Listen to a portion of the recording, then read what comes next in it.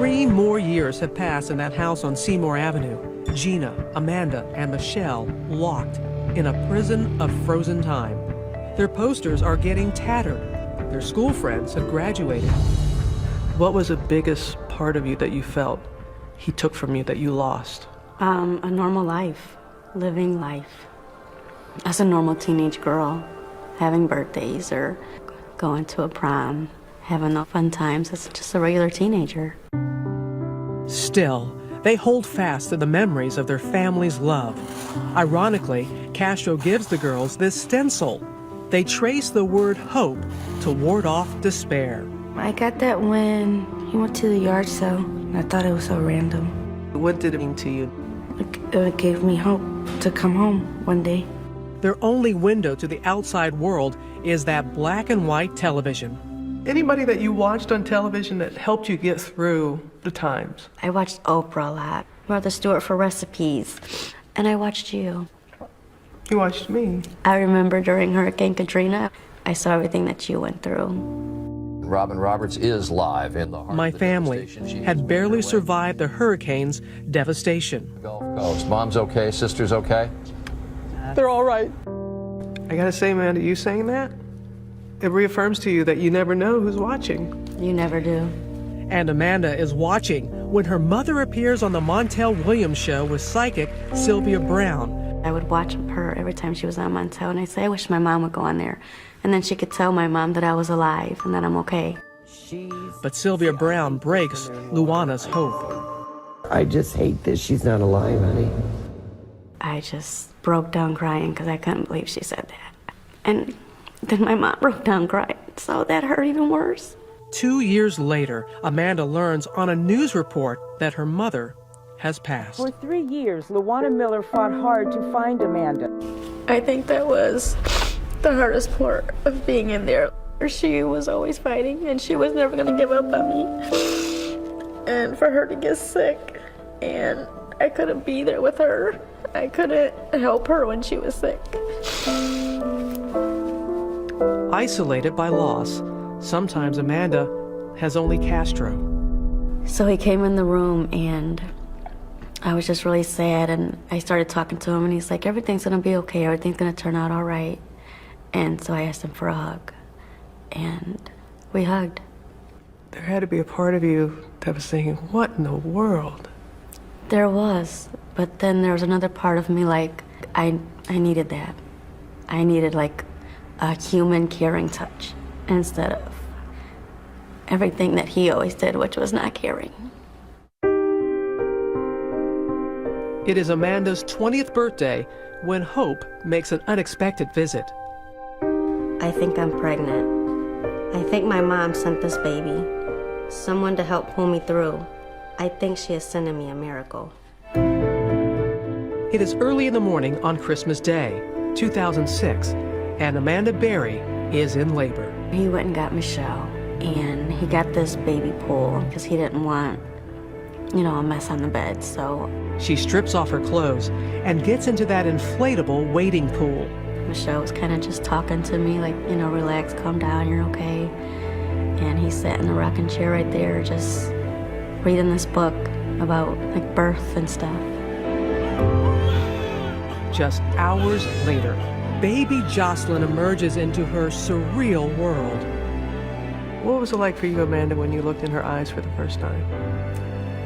It was amazing because she was so quiet and she was just the most beautiful thing. You hear of rape victims who have a child. How do you just wrap your mind around it and make it work? At first that's what I was worried about. This is his kid. How do I feel about that? And she resembled him a lot. And I would look at her and I just felt like, she's mine. She's mine. At first, Castro's so afraid of raising questions, he buys no supplies for the baby. Her first outfit was one of his socks, and he cut out like 2 holes for her legs, and then he cut out another sock, and then he cut 2 arms out, and that was like a little dress for her. From day one of Jocelyn's life, Amanda fights for normal in the most abnormal of places. She covers the doors over her windows with a bright shower curtain. She pastes the alphabet up on a wall. But as Jocelyn grows older, it gets harder to hide the truth. Does she see the chains on you? Yeah. So he started to call them like bracelets. And she was about 3 years old. And he finally took the chains off. That was because of Jocelyn. What was her relationship like with her father? Normal. She loved him and he loved her. Though Jocelyn is almost 3 before he consents to her first walk outside in the sun. She had never been to parks before and seen little kids like herself. One of the best times when you looked out and you saw the sunlight on her face for the first time. It was the most beautiful thing. I just felt like that's where she should always be. It's the beginning of a new chapter in Jocelyn's life, going outside, attending Sunday services. Her room is now filled with toys. Castro's love for Jocelyn is turning him into a different man. He really didn't know what to do because this adorable little girl saying, I want to go outside and see the ice cream man. I want to go and see the snow. And the more she led him outside, kind of the more likely it was that his jail was going to one day burst apart. It is the summer of 2011. Jocelyn is almost 5 years old when, in a defiant act of hope, Amanda creates an imaginary schoolhouse inside the prison of their tiny room. We would pretend, leave our house, all of this in the same room, of course. So you've been doing all this in the same room? Yeah. I would tell her, okay, we're at a street now, so you gotta stop. Then you look both ways for cars, and then we can go across the street. Okay, we're at school now, so and then I'd sit her at her little desk and tell her, you have a good day at school now, Mommy will be back later for you. They would travel together on that imaginary journey every day of Jocelyn's kindergarten year. When we come back, how they nearly escaped. His daughter was right there, 10 feet away. Did you think about if we yell? Next. Robin Roberts continues with Captive, a journey of hope and survival. Though the house was a fortress and the girls, for years, locked and chained, the question that many may ask is, why didn't they run? I thought about putting rat poison in his beans and then spraying like pine sol in his eyes, but he was always a step ahead of what I was doing. Both girls admit there were opportunities that slipped away. Once, when Gina's friend Arlene Castro stopped by, he moved and chained all 3 girls in the basement. The 3 of you were in the basement, and his daughter was right there. Arlene was just 10 feet away. Yeah, we can hear him laughing and talking. Still, they remained silent. Did you think about if we yell, she's right there, we're right there, possibly somebody she could hear you? There was always a chance. What if he killed everybody? The daily abuse was agonizing, but the unknown, even more terrifying. Every day was unpredictable. That was one of the hardest parts, because you never knew how he was going to act. What do you say to those people to make them understand? You never know until you're in that situation, what you're going to do, how you're going to react. They dreamt of escaping. They dreamt of setting the house on fire. But if I get caught, I just can't bear any more pain. And they were frozen in fear. But on May 6, 2013, courage came from the most unexpected of places.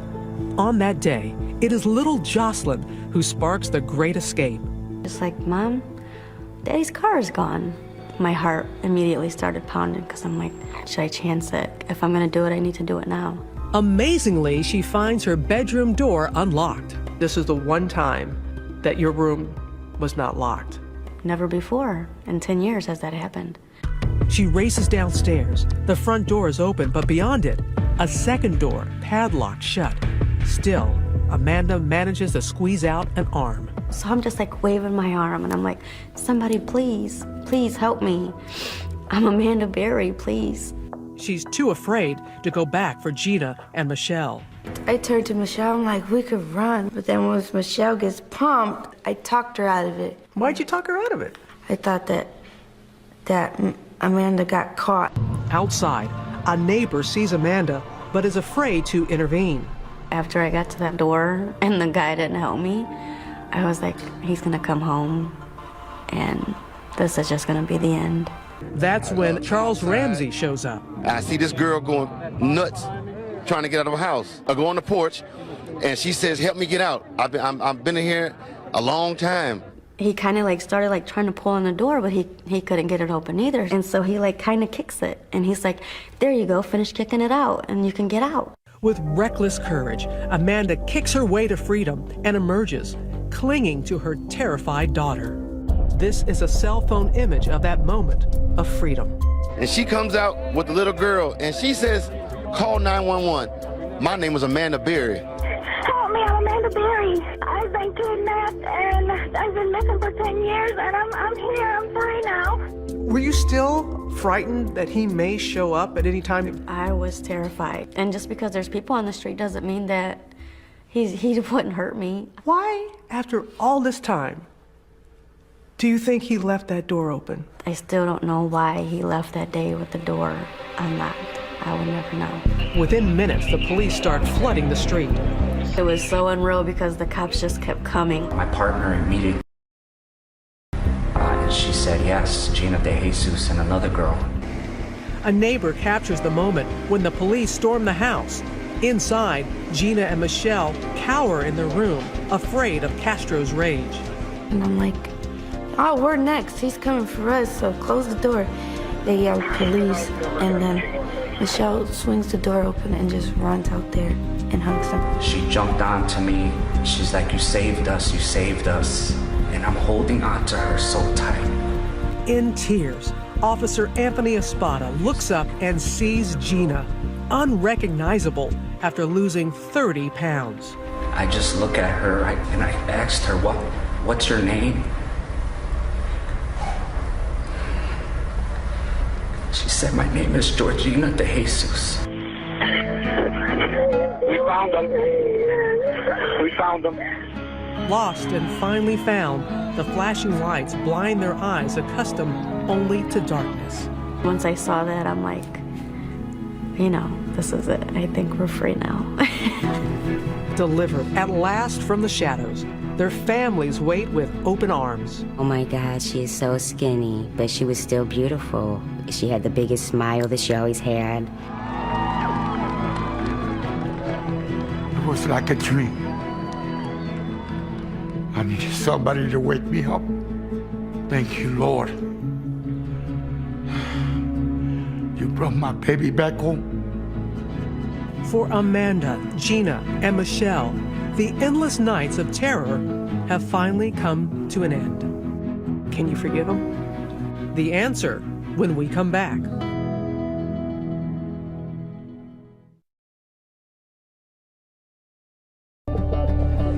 August 1st, 2013. Ariel Castro pleads guilty to 937 counts of kidnapping and rape. His sentence, life plus 1,000 years.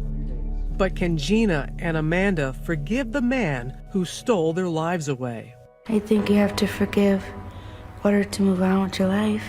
Can you forgive him? You know, I thought about that a lot. And in this situation, I feel like, no, I could never forgive him. I mean, he took my mom from me. I'll never get to see her again. Just weeks into his sentence, Castro hanged himself. I wish he would have not killed himself because I wanted him to suffer like we did. I think he took the easy way out. The house on Seymour Avenue has been demolished, torn down by the state to prevent it from becoming a morbid curiosity.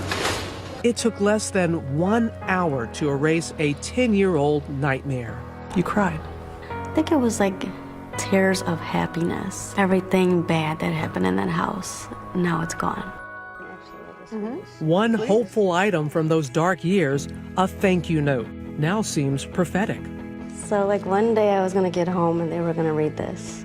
Thank you for not giving up on me. And it's because of your help that you're reading this, because that means I'm home. I think this is in part what brought you home. To Amanda Berry, Gina DeJesus, and Michelle Knight, 3 extraordinary women. And what about Michelle Knight, the third woman imprisoned in that house? We don't really keep in touch, but I just wish her the best. For Amanda and Gina, survival has sweetened the taste of freedom. And how's your life now? It's great. I can walk outside when I want. I can take my daughter to school. I can go to my friend's house. I can eat what I want. I'm going to school now. Have you learned how to drive yet? Yes, I have my license.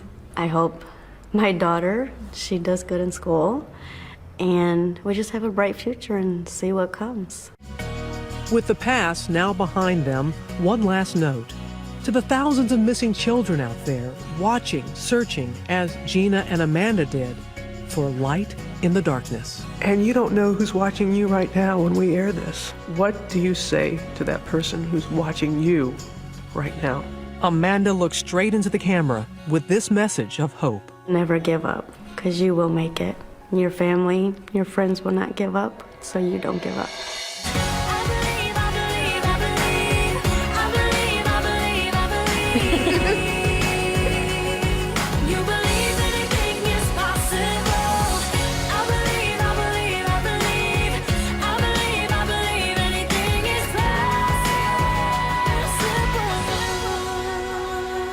Believe anything is possible.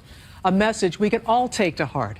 If you think you have information about a missing or exploited child, please contact 1-800-THE-LOST.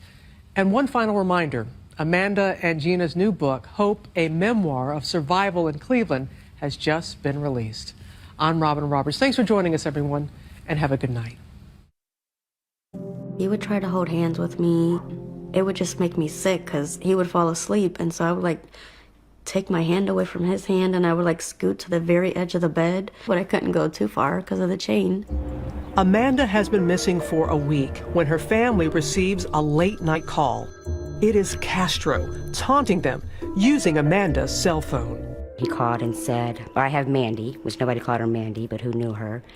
She wants to be with me, we're married. Well, we kind of just sat there like, we know she's not married. We knew definitely that it was foul play. Making that call on Amanda's phone was a near miss in the case, leading authorities to within 2 blocks of his house.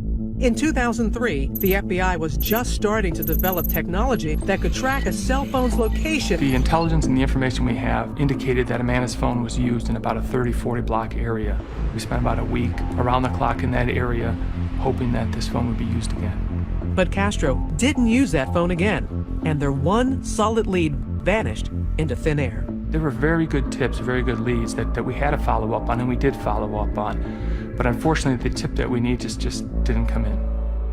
The weeks are slowly stretching into months when Castro makes Amanda a strange promise. He would always tell me when he got another girl in the house that, you know, I'm just looking for another girl and then I'll take you home. But Amanda knows he's lying to her. She's seen Michelle Knight locked in another room. Though they've never spoken, she knows Michelle is a prisoner too. It was scary because I didn't know if one day we were going to be murdered, when he felt like he was done or he wanted more girls in the house. Like, what was he going to do to us? As the months pass by, Amanda's mother is fighting to hold on to hope. Her daughter's room unchanged since her disappearance. Amanda's Christmas presents still unopened. 4 miles away, in the freezing cold of her room, Amanda fills the empty hours by writing in a diary, hundreds of pages in notebooks, on napkins, and even on fast food bags. So you get a bag like this, you bring back something home, what would you